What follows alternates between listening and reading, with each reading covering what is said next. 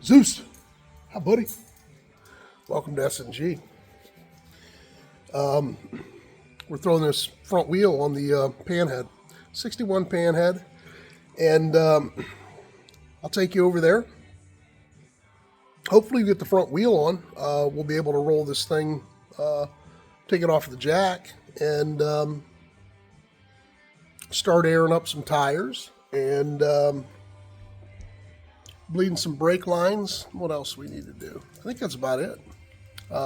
Jump on it and start kicking it and see if we can take this thing for a little ride. It's been a long winter. It's been fun. For those of you that have watched this whole process, there's probably close to 100 videos going through this Panhead from soup to nuts. I've done everything except get into the crankcase and didn't have the heads off. But other than that, and I haven't been deep into the transmission, been into the kicker, things like that. But everything else has been gone through, and it should be a good running bike. I'm excited. I love the bike. It's the look I wanted, and we're getting close. So I'll flip this thing around, and we'll start to put this front wheel on.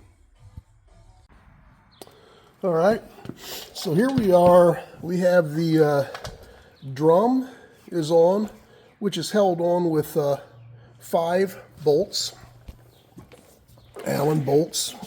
They're right back in there. I think you can see those. And you access those through those holes. We've rebuilt that hub.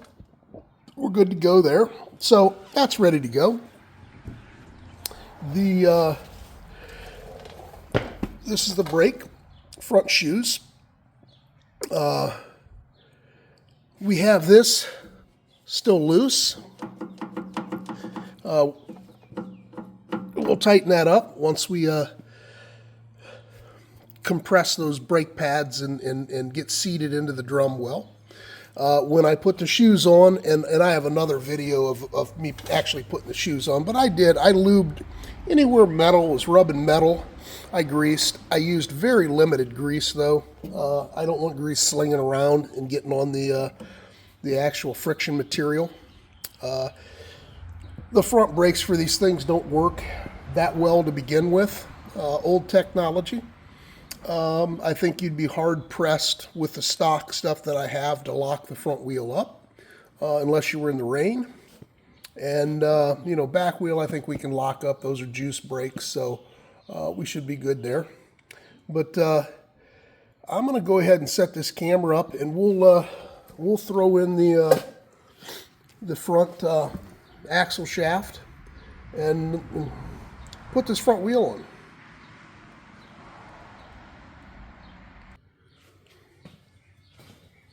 All right,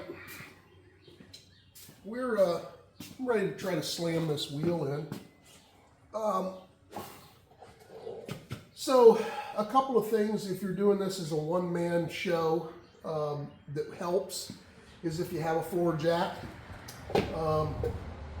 help you take the weight and help you get that wheel up in the actual drum on the brake shoes. That's handy.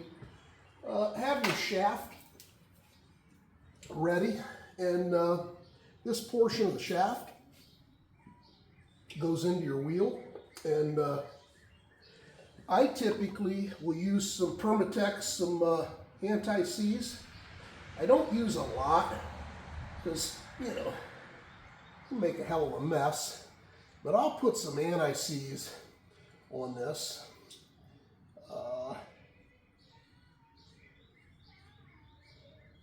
Just to keep it from, and hopefully, who knows, I'll probably have it off to change some tires, hopefully.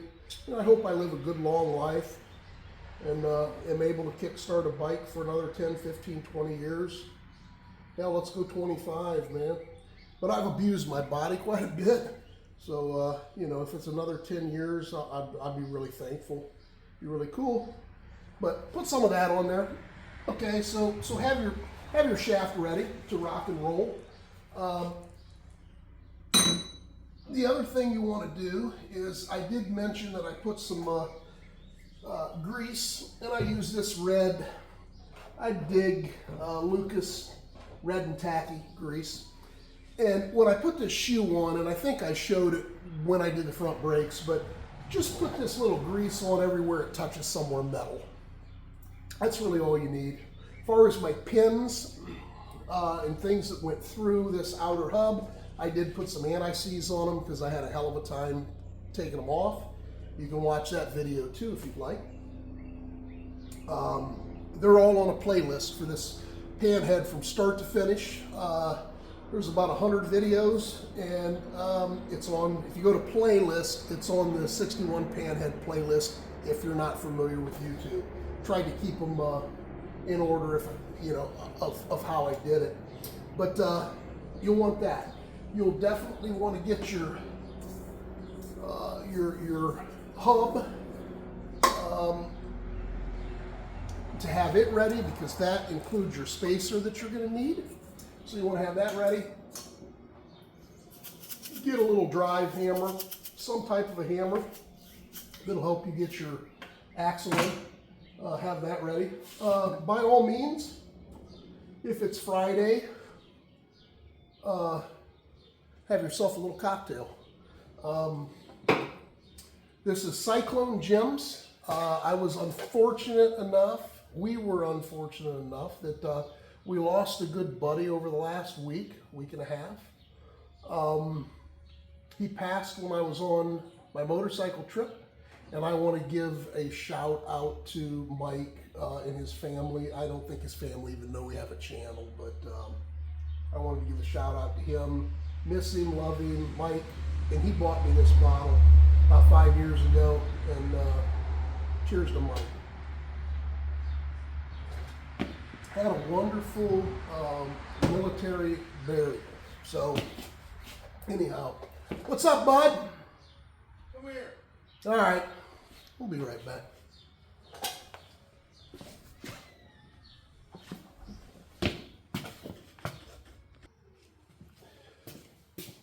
So I'm back. I had to go in and fillet a fish for my son, show him how to fillet a fish. And he's going to town on some walleye and some sea bass. So anyhow, I forget where I was at. I think I had a toast out to Mike Young. Love you, brother, miss you. He's 57 years old, cancer ate him up. Good guy, helped me coach wrestling for years, coach my girls in softball, so I'm gonna spend a second talking about him. He was a great guy. But here's, so once I have my tools, I also get a jack to set under there to make it easy. I'm gonna take this, I'm gonna make sure that I have the right side of the wheel. So the large opening in the hub actually go back against the brake shoes. So I will typically take this and kind of sneak this in like that and set it on my jack. And then I'll use the jack handle to jack up the wheel. And this wheel, I have the air out of it. It makes it much easier to get it up in your fender because it's going to be rubbing on the nuts that hold this little bracket in place, on these nuts up here that hold the fenders. It's a tight fit, and you kind of have to wiggle it, and you kind of have to watch as you're jacking. Keep an eye on your bike on your stand when you're by yourself. You don't want to dump your bike off your stand. That would suck, but I guess shit happens. So if it does, hopefully it's a bike like this that you don't care about dents and scratches. So I'm going to start to work this thing up in here. I'm going to kind of set it to where I think it's, and my goal is to get it up, even with this, to get that actual drum over top of the brake shoes. So I just bop it a little bit. And I'm kind of watching this go up, and at the same time I'm watching to see that I'm not cantilevering my bike to knock it off the stand. You know, so right now I'm kind of cantilevering the bike, and I bet you I'm getting caught right here and right here. So I'm just going to kind of wiggle. There you go, got it loose again. Bring it up in. So far so good, going real nice. Start to cantilever the bike again. Do a little wiggle. There you go. All right. I'm about there. I might be a tad bit high. I think I'm on. So I'm going to drop it down just a little bit.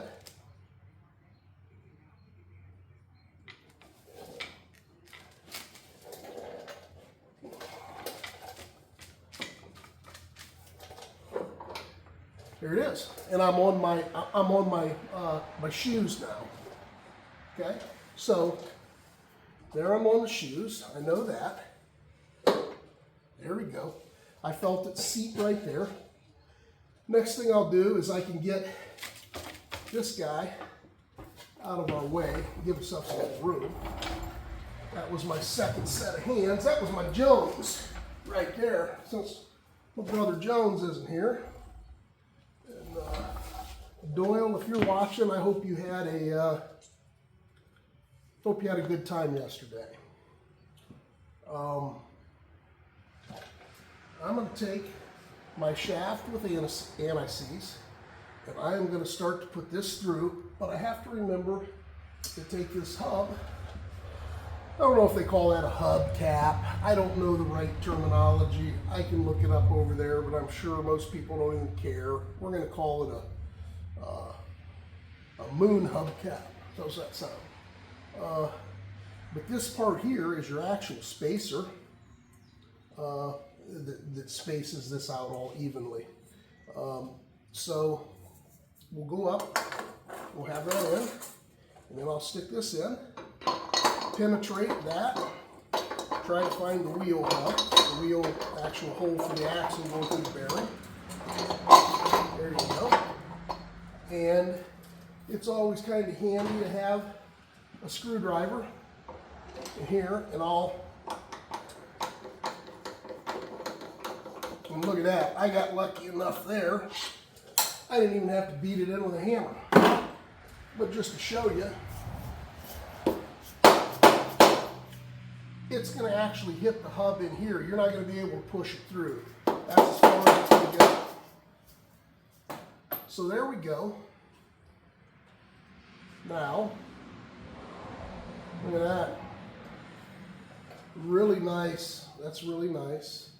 And I'll show you something that don't panic when you see this, because I thought, what in the world is going on? Now I do still, even though I straightened out this, I hope I straightened it out enough. I probably could have straightened it out a little bit better, but I was really putting some torque on my lower forks because I didn't have the everything cinched in, and I didn't want to tweak and get my seals leaking. So this fender, I think, is pretty straight now. The bumper, this portion, is actually still tweaked this way quite a bit, which may be pulling that fender a little bit that way, but I do not believe it's going to interfere with wheel clearance or any screws. We'll know once we tighten it up. But this wheel, if you were to look at the center line compared to the center of this fender, is probably every bit of 3/4 of an inch this way. And if you didn't know any better, you would look at that and say, man, my bike is out of kilter. Something's wrong. They set. These particular ones do not set right in the center of your fender. You have to be over against this hub on this side. This has to be pulled this way all the way. There are no other shims that go in here. So we'll start to cinch up. So what will happen then is I'll make sure that I'm pushed all the way in. I'm going to, at that point, position this wherever you want. It really doesn't matter. I don't know. I don't know if anybody has an opinion on that. Maybe I'll ask. This hole, does anybody like that at any, you know, do you like it at noon? Do you like it at 3, 6, whatever? I leave mine at about 3. I have a cap on it. There's a cap that came for this. I've actually seen these things set at the right angle where air will whistle through them. So I don't know if they whistle at 3, whistle at 2, whistle at 1, but if you hear a whistle and you don't have a decorative cap that covers up this hole, that might be it. So what I'll do is probably shut this camera down, and what we'll do is I will tighten up the brakes here to get my brake pads out to where they're kind of just they're just rubbing a little bit to where I know that they're out. Hopefully I'll have a 1/4 inch of play up at my brake line for my brake handle. I'll squeeze that tight. I'll kind of, move it around. I'll find out if it, where it kind of feels good, and I'll squeeze it tight. And when you squeeze it tight, and you get that brake all the way expanded against the inner hub, that's when you'll tighten down your 2 nuts on this side. Torque specs when tightening these down. I have not found any torque specs in the manual or in the service manual from Harley. I think I'm going to go about 60 pounds. If anybody has I found one that said 35. So I might go, 40 to 60 pounds. Actually, it was loose. When I wrote it before, you could actually spin the nut over here. It did have a cotter pin in it, so it wasn't going to slip off. But if anybody out there has any input on what they're feeling for a 61, the old shovels and pans, what these front mechanical brakes call for, or axles with mechanical brakes, let me know. I'd love to know. So that is about it. That's how you install a front wheel. And again, the only thing I'm going to do to finish this up is, again, I'm going to get your brake. I'm going to tighten this up to where I have about a 1/4 inch of play. I'm going to squeeze that and make sure I have a good grip and I'm expanded, and then I'll tighten my nuts on this side. So thanks for watching. If you've already subscribed, awesome, thank you. If you haven't, consider it. If you want to be notified when I make fun of my fat bastard buddy Jones, hit that flower bug, and enjoy your evening. It's Friday. It's a little cool in Ohio. It's a little rainy. We're making up for last year, which was very dry and one of the driest and sunniest springs that I remember. We've got a lot more rain for the farmers this year, which is good. Probably been a little too wet to get in the fields. Those who planted early are benefiting right now. Those who are late are in a little bit of a jam. But nevertheless, life is good. Peace. Enjoy your evening. If you ride them, wrench them. But only if you want to. Later.